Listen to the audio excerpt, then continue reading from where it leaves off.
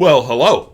It's time for another exciting episode of Pens in Use. This is the show where I talk about the fountain pens and inks I've been using throughout the week. So let's dive into it.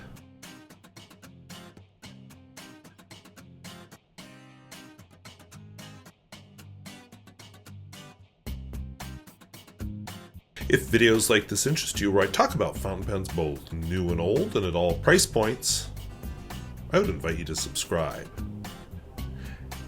I forgot my topic. Oh yeah, so where do you go for expertise on fountain pens? Let us know down in the comments. So let's take a look at some pens. These are the pens I've been using this week. So from left to right, I have a Reform 4251, which we'll talk about a little bit later. I have a Lamy 80. I have a Parker 51, the original, not the new one. I have a Lamy 2000 in the amber finish. I have a Diplomat student pen. Sorry, I don't have a Diplomatic student pen. I do have a Diplomat student pen, but this isn't it. Sorry, this is a Patromatic. Platinum President, Lamy 2000 in Macrolon. And finally, a Pelikan 400NN. This is the Cognitive Surplus Theory Notebook, where I will do my writing samples. Alright, so first pen is this Reform 4251. And just to put it out there, it clearly says Reform 4251. Has a triangular cap, and then this. And I'm going to talk a little bit about this at the end of the video, but this pen is going to be, one way or the other, the subject of next week's Wednesday video, or whenever you get them. So for now, Reform 4251. I don't know the nib size, I know it's gold. And it's a Reform nib. Sometimes they're better than other times. This one seems to be a decent one. Okay, I thought it was a nib size. It's a blot of ink. Moving on, before I embarrass myself. So the ink in this one is Herbin. Bleu Myosotis. So it occurs to me that you saw it writing this week with when I filmed that writing samples a while ago, but you saw it writing with Parker Quink Washable Blue. This is not Parker Quink Washable Blue, but it's might as well be. It's blue.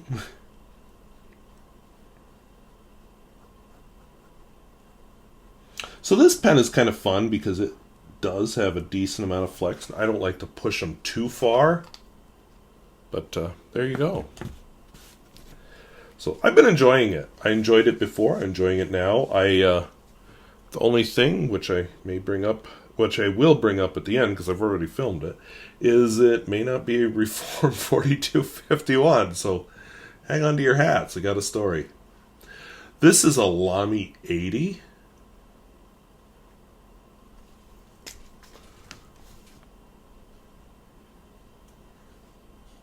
No, it isn't. It's a Jinhao 80.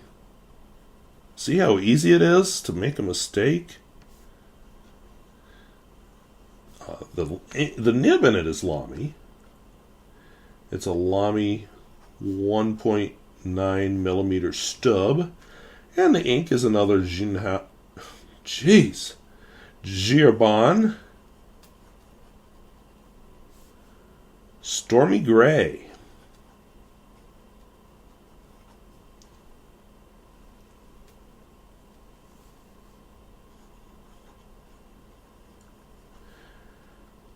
So I'm not a fan of sparkly inks. I used to think they were so cool, and I bought several bottles of them, and then, cleaning them out of pens and such sort of ruined them for me.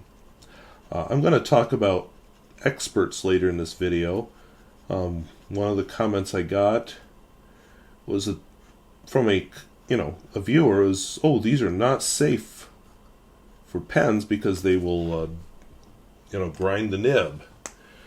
And I've always wondered if there's a source for that, or is that just somebody came up with that? And I've never gotten a good answer to that. I've never found a source for that. I just don't know. Would like to know. I don't know how this is looking when I actually edit, but I'm liking this lighting situation better than what I've experimented with in the past. So we'll let you know when I edit it, how I like it. What I did is the lights are a lot higher than they've been. They're not at the setting where I filmed me, but they're definitely at that height. I just tipped them down. So I got a nice well-lit work surface out of it. So anyway, this is an original Parker 51. I've seen the new one. I've seen it for sale, and I just can't bring myself to spend that. Now, I've also never been a huge fan of the Parker 51. I haven't done a Survivor pens on it, but I have done a newer one, a video of a newer one of these. So there is that out there. So I put both links in my video description. I'm glad I have one. It's a little piece of history. It's kind of hard to tell, if you've rotated it. Some of the other pens of this ilk, they've got an arrow on them or something so you can tell which way you're pointing it. This is a truly hooded nib. When they say the Lamy 2000 is hooded, no, this is a hooded nib. Keeps it from drying out. I'm hearing this ticking. I keep looking up expecting to see a fly bouncing off one of my lights, but I think it's actually a little bit of ice or snow bouncing off of my front door. So this is a Lamy 2000 amber finish. This is one of their special editions for the Lamy 2000. More recently, they came out with a pine green, and I like green. If one of the colored macrolons is going to tempt me, that was it. But alas, at $500 and some, I'm going to give it a miss. So, Lamy 2000 amber. I'm going to put that in there just because I can. And the ink in it is Lamy Turquoise. Why did he put the ink in parentheses? Because as he was writing amber, he forgot to write the size of the nib. Okay, so this is an oblique broad nib. One of these days I'm going to have to do a video on the Lamy 2000 nibs. I believe I now own every one of them. Another reason I'm not going to get the pine green Lamy 2000.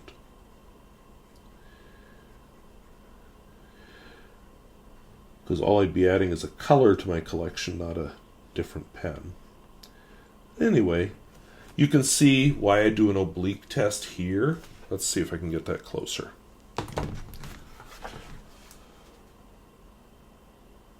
When I do the oblique test, it's kind of like doing a stub test, but it really shows off that it's an oblique nib. So that's why that became part of my swatching. And we get to the one I almost called a diplomat. My diplomat student pen is actually orange and silver, so that's why I was confused for a minute. But this is a Patromatic. I like the edges here. The nib, or the section, tends to get a little bit dirty with this pen, but with some cleaning it comes off. But anyway, this is a Patromatic. That's got to be an extra fine. Very feedbacky type of pen. We're moving the microphone closer because I just realized how far away it's been this whole time. So Patromatic, extra fine. The ink in it is Pelikan 4001 Violet. And I was surprised how low this bottle has gotten. You know, just as I've started to discover how much I like this ink, poof, it's about to be gone. I got a few more pens I'll be able to write with it, but it is within measurable distance of its end. So we'll see how the other violets strike me. Some of them are interesting. Yes, did I say violets with an S? I did, because that's part of my problem why I had to do a decluttering project this summer. I own too much stuff. So I own too many bottles of ink. And why would you buy multiple bottles of violet from different brands? Don't know, but I did. So we're working through this one. I got Califolio violet and I got Atramentis violet to work through, as well as Atramentis aubergine. Rohr and Klingner aubergine. Oh, we didn't introduce this pen. So this is a Platinum President, which is no longer sold in U.S. markets. I'm told it's still made, just not for this market. It has a President nib, the same one you find on the Platinum Izumo. Now, when you hear stuff like that it's no longer sold here, that's a business decision. Platinum has decided they don't make enough money selling them here. So this is a Platinum, and they never really marketed this that well. You know, compared to the 3776, where they always had special editions coming out every year and all kinds of different nibs and stuff. So mine is a broad nib, but I had it ground to a cursive italic, which I really like. And the ink is a long ways from being used up, but it is Sailor Jentle. Move that up slightly, rub against the microphone, so make sure that's a really annoying noise. Sailor Jentle Apricot.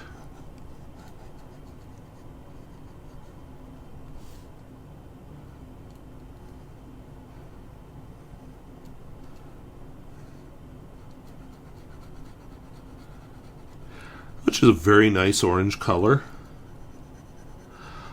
I like it, but I'm also not 100% convinced I need this color in my collection.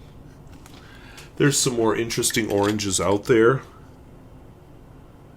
So, you know, when this gets used up and my other bright orange inks get used up, I may not replace. We'll see. You know, it's going to be a few years till I have to make these life-altering decisions. This is my Lamy 2000 I take with me every day to work. Macrolon finish. So Lamy 2000.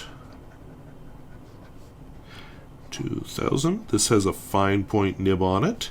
And the ink in it is the discontinued Omas Black. Another bottle that's getting to the end. I suspect it's going to last me through the month of November, and some point in December it's going to run out, just judging by current rate of usage. But some point in December, I'm not going to be able to fill anymore.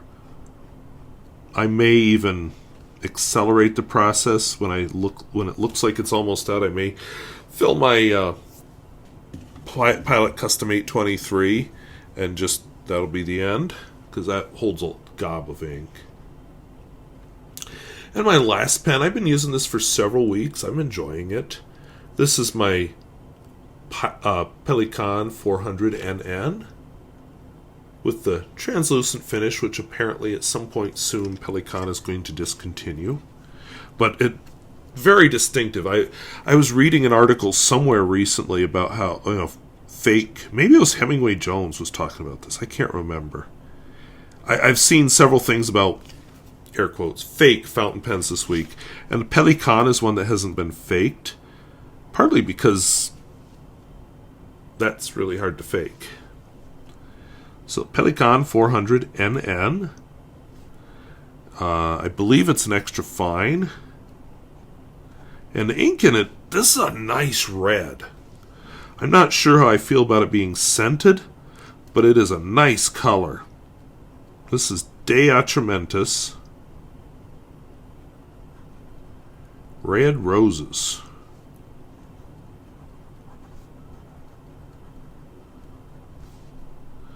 So just a very nice, kind of muted red.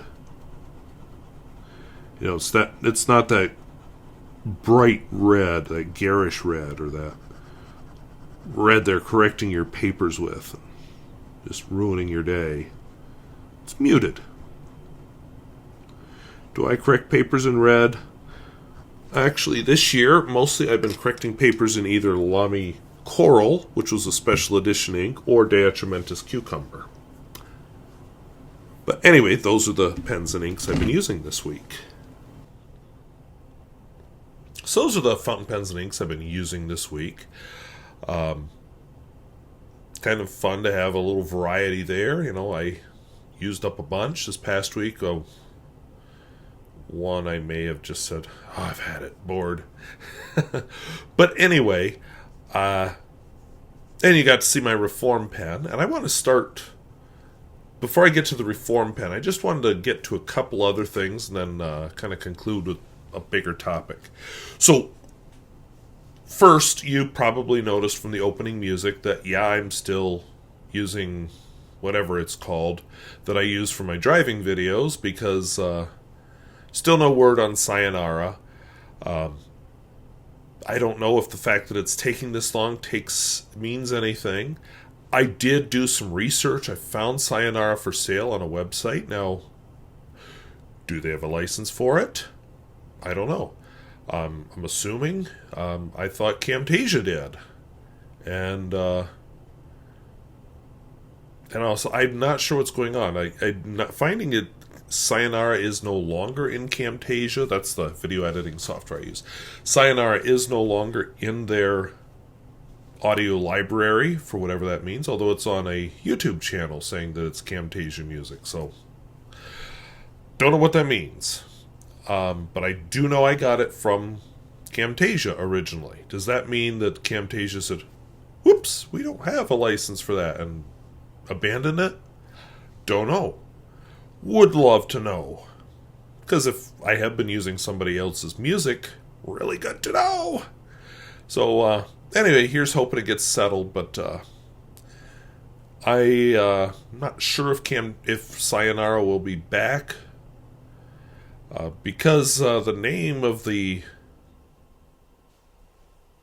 person of the company selling it for copyright is not the name on the people making the copyright claim against my channel, so don't know. Sometimes I think just to ban a music altogether, but as several people have noted, there's lots of music on YouTube that I can use without this controversy. There are people out there also who just troll for, hey, let's get a hit and maybe we can get some money, especially if they don't notice right away. You know, they'll go after copyrighted things. Like one time, many years ago, I had somebody go after, I used to do a green screen behind me, and I used a little bit of, it was like a watery blue thing that I had behind me in a video for just like 15 seconds. I can't even remember why I used it, but it was really briefly on the screen. Got a copyright strike on that one. I said, hey, this is Apple's iMovie, because that's back then when I was using it. And before I even was able to get the claim typed out, it was released. So, yeah, I think somebody was trolling. Sometimes they'll, you know, I don't do the fair use thing because I don't use other people's content, at least not on purpose. But, you know, some channels get in trouble because they're commenting on news articles or other people's videos, and the people whose videos they're using to comment on are like, that's not fair use because you're not totally transforming it. And yeah, I will agree. I have seen some videos where I'm reacting to things, and the videos, good one. Good point. Yeah. Nope. And very little actual contribution. You're running somebody else's video, not transforming it, and you're getting the views and the money for it. Now, people Sam Cedar will get in trouble because he's not in trouble legally, but people complain that pause it as he's playing clips, and he stammers like I just did too, and he does a lot of But what he will do is I want to comment on that part, and he'll comment on that part. Then they play, pause it, and then he's got to comment on that part. That's fair use. But music that I play briefly at the beginning. And lately I've been running it longer during my outro, which I've been doing just random drives in North Dakota. I can use another piece of music, so we'll see where this goes, but I think Sayonara's gone. I have thought about paying the $49, because apparently it would be a one-time fee, but I'm not even sure if it's these people that are doing the copyright strike, so I may just go to a different piece of music and say to heck with it. But anyway, I've had my own content stolen before. There was one or two musicians. Anyway, no, I think it was two. One musician they just ran my driving footage and never gave me credit, never gave me anything. I did a copyright thing through YouTube, and YouTube said, yeah, they're not responding, so it stood, and their video got taken down. Another one was really nice about it. He says, oh, shoot, I am so sorry. This actually wasn't my video. This is a friend of mine who made these videos. It was because it was his music, and he used this footage, and I didn't know where it came from. I just wanted to remember him, but I've taken it down, and I felt a little guilty about that, but at the same time, it's like, it's my content that you used without asking. So, because it was it was some song about, I'm driving to the hardware store, stopping at the old post office, and meanwhile, we're looking over the dashboard of a Toyota Camry. So it has happened, and, I've had a few where, like, Pierre Gustafson and I did a couple collaborations a long time ago, and, I've had, just the automated copyright detector saying, hey! But yeah, well, of course, Pierre and I both have the same video because we made it together on both our channels. So that's how that kind of thing rolls.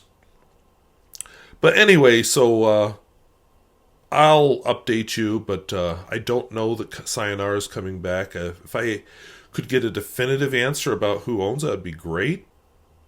I noticed when I edit my videos, I look to my left a lot. Well, there's a reason. That's because my computer with all my notes is over there. Looking to my left here. So, just kind of a thing that has popped up this week. I teach a 1/4 class with with the junior high. Mostly I teach high school, but I have this one junior high class. And I'm finding them because we're a 1-to-1 school. I've got my opinions on that, but whatever. Trying to do stuff, and they can't because, as it turns out, this one's got 66 megabytes left on his hard drive. And I start looking through the hard drive, and I'm like, okay, where is it? Nothing in pictures, nothing in downloads. Don't have a lot of weird games installed because they can't. That's kind of locked out. Don't know. But one of the things I've been finding is, over the years, since we went 1-to-1, is kids do not shut computers down. They think, oh, I shut it down. See, I closed the lid. No, that's not shutting it down. I had a kid today. I shut it down every day. And clearly you do not, because I had the whole class, nope, before I actually teach anything, because I'm not going to have another sucky day where I'm running around I can't get it to work. Before we have another day like that, let's just everybody shut down your computer. And it was kind of amazing how long it took some of them to shut down. So, public service announcement to you. Your computer needs to shut down from time to time. I'm going to shut down. It's 7:45 at night right now. I'm not quite ready to shut down, but getting toward 9, I need to shut down for a while. And while I'm shut down, my body's going to go in, clean the little crap out of my brain, heal some stuff around my body, reorganize my memory, kind of that maintenance stuff, that's why we sleep. Well, your computer needs it too. It does it faster. The shutdown process is a big part of what does it. Some computers don't have to do it as much. I've always been told that like Unix-based or Linux-based computers don't have to do it as much. My work computer being a Windows machine, I do it several times a week. My personal computer is an Apple. I do about once a week. That shutdown is just so important. And you find out that, the computer does accumulate a lot of crap. And that shutdown process just magically, gigabytes can appear on your hard drive. Huh. Now, we could have a different... Yeah, and I had a couple kids. Of course, the shutdown is also usually when they install updates. I had a couple kids that did the shutdown thing. And then it immediately wanted to shut down again because... Yeah, we've got to go through several update cycles because you haven't shut it down. So, of course, these are Windows-based machines where I work. But, shut down your computer. The updates do help it run better. And just the act of shutting it down really frees up a lot of stuff. Because your computer does a lot of what they call temp files or swap files where, it uses your hard drive as part of the memory. Oh, we're not doing this Word document right now because you're listening to music and watching YouTube and you should be doing this Word document. Okay, we're just going to store a couple files here on the hard drive so we can free up some RAM so we can run your little YouTube video that you're not supposed to be watching. Dandy. So, the shutdown also speeds up your computer. And why kids don't want to shut their computers down? Don't know. Don't get it. I have wondered, because one of the first things I do when a kid has trouble is, let's restart your computer. Almost always fixes it. Magic how that works. Well, I shut it down every night. Is not shutting your computer down. We got to go to the menu, intentionally click shut down, and shut it down that way. So, that's my little computer PSA. That was annoying yesterday, and rather than wallow in self-pity, I said, nope, we're going to fix this. And magically, all the kids whose computers didn't work yesterday were working today, except for that one poor girl who had to go through the process several more times, and by then the bell had rung. But you know what, girl? You should have done your updates and shut down your computer, so I don't feel sorry for you. But anyway, let's get on to lighter topics. So one of my topics I have here is reform kerfluffle, is how it's written on my notes. So this week I gave a first impressions of a Reform 4251. You saw it tonight. Very nice gray pen, triangular cap, round piston turning knob. And I thought it wrote quite nicely. When I edited the video together, I said I was happy. I did a little writing last night after I edited, not last night, whatever night it was I edited. See, I'm getting toward my shutdown time, so I'm starting to glitch and have errors. I edited it together, happy with it, and went happily about writing. And looking at the pen on the paper, I thought, I said that was a Bach nib, and that's not a Bach nib. So I had to go back in, film an extra little piece saying, my bad, that was actually a Reform nib, so ignore all my comments about this being a Bach nib. And, because I like to be accurate. And went happily to bed, 3 a.m. YouTube published it because I automate the publishing. I don't publish it, I don't upload it at 3 a.m., for those of you thinking I am. I upload it whenever I edit it, and I just schedule it Wednesday morning at 3 a.m. my time, publish. There's a scheduling feature. I have it go from members only to public, even though I don't have members. It's something I'm just trying out. I've thought about memberships, haven't gone there, but that's not part of the story.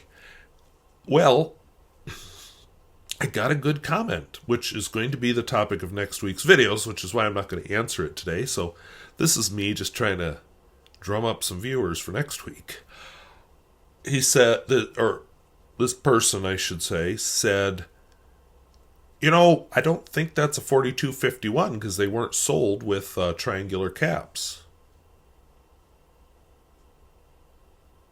Now, I bought it from a pretty reputable dealer. And I said, well, I'm sure. And the sticker on it says 4251. The cap and the body match colors and everything. So I looked on my order for the pen, and there was a whole soap opera there that I don't want to get into right now, because it is going to make the retailer look bad, but I think the story is more complicated, and because I've been in communication with this retailer, and anyway, I didn't buy a 4251. I bought a 4383. And in the photographs, the 4383 is this color, but it's got a triangular cap, triangular piston turning knob. That's not the pen I got. So what is going on? So I'm going to try emailing the company just to ask, but I'm content with the pen I have. But anyway, I want to delve into all that with a pen rodeo next week and a little bit of digging. And, if the pen retailer does respond that can shed some light on it, I will be happy about that. But, things happen. You're like, oh yeah, he ordered the triangular nib, here it is, or triangular cap, here it is, but boom, bam, bing, off it goes. Only that's not the pen that goes off. So, I don't know. And there was some issues that they had. I don't know what. So, anyway, I'm going to be fair and email them and say, hey, here's this thing I noticed. I want to do no criticism of you. I'm happy with the pen, but would love to have a little light shed on this. Anyway, that's going to be a video next week, so you'll get an update then. So the final bit of this, the bit that, I'm heading toward, went really badly. The camera quit a few minutes into it, and I didn't know when I talked and talked and talked and talked. So, we're going to redo it tonight. I didn't feel like setting up the whole set again, because I just didn't. But my whole talk there about the reform pen brought me to, what is an expert? Where am I going to look for how to identify a reform pen? And in some fields like science, it's pretty easy. You have your academic qualifications, somebody with a PhD perhaps. And they can still be wrong. Don't get me wrong about that. But you have reputation, you have peer review. But when we're in the fountain pen world, who is an expert? A few names spring to mind. Richard Binder, if I want to talk about pen repair. Grand Mia pens for pen repair. Stephen Brown, just for general pen knowledge. I learned I'm definitely not an expert on modern pens. On my humiliating defeat on Apple Boom Pennon's little quiz show where I went down in flames. So in general, if you don't have qualifications, which in the fountain pen world we don't, you kind of have to rely on that peer review. Is this person saying what other people are saying? If to take an example, I wanted an expert on reform pens. Parker pens, you've got all kinds of websites. So then you look at things like, okay, are they saying the same things about date codes as as all the others? Oh no, so we're doing something totally different with date codes. Probably not reliable. And yeah, you're going to find some mistakes in the web page, but any web page. But overall, are they right? Are they giving the advice that's consistent? And I do realize that sometimes you've got somebody that came up with something totally new, and everybody's like, no, that's not how it's done. But that's not as common as people like to think. So as far as an expert, I think a little bit of peer review, as informal as it may be, but a little bit of peer review would be important. Reputation, time. You know, somebody who's started doing fountain pens 6 months ago, maybe I'm not as interested in what they have to say as somebody who's been collecting them for years and years and years and repairing them successfully. And I think a dose of humility is important. You know, is your expert confident? Maybe that's a red flag, because maybe confidence in your knowledge is easily covered up by being loud. If I had my microphone here, I did a fun bit of special effects with my microphone while I was filming this the first time. But a lot of politicians, for example, will... Okay, even better. There was a teacher I used to know who had a poster up in his room that said, "Why is it the people know the least know it the loudest?" Don't mistake confidence or bombast for actual competence or knowledge or experience. I've run across a few videos today, you know, in different areas that are all about experts and who are the experts. And yeah, in an area like fountain pens, there may be some people left who are professionally trained on repairing pens, but they're getting to be fewer and further between. And so more of us, it's us amateurs just doing our best, like me. And yeah, we get things wrong. And so I would hope, first of all, your experts should have the humility to admit that they're wrong. Second, the humility to admit that they might be wrong. Third, they should have some experience. So if the more time they've been doing it successfully, the better. Four, maybe does what they say match up with what others say?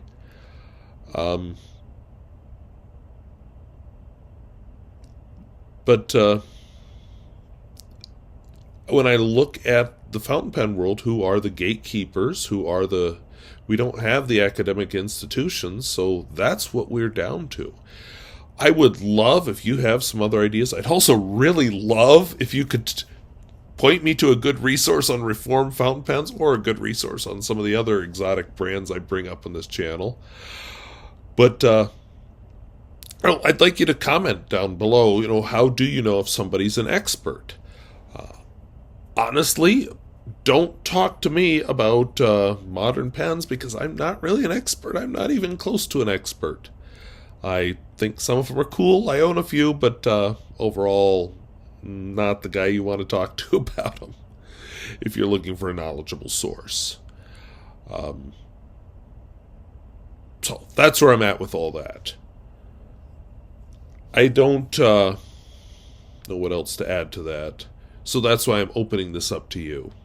I had a whole long rambling discussion that was done toward the end of filming, and yeah, my brain wasn't there anymore. So it's probably just as well that my camera quit working. But anyway, let us know down in the comments, how do you know that people are experts? And if videos like this interest you, where I talk about fountain pens both new and old and at all price points, I would invite you to subscribe. And hey, again, how do you identify the experts in this fountain pen world, this hobby that we all are sharing, that you're here because you share? Let us know down in the comments. So I want to thank you for watching. We'll talk to you later. Bye-bye.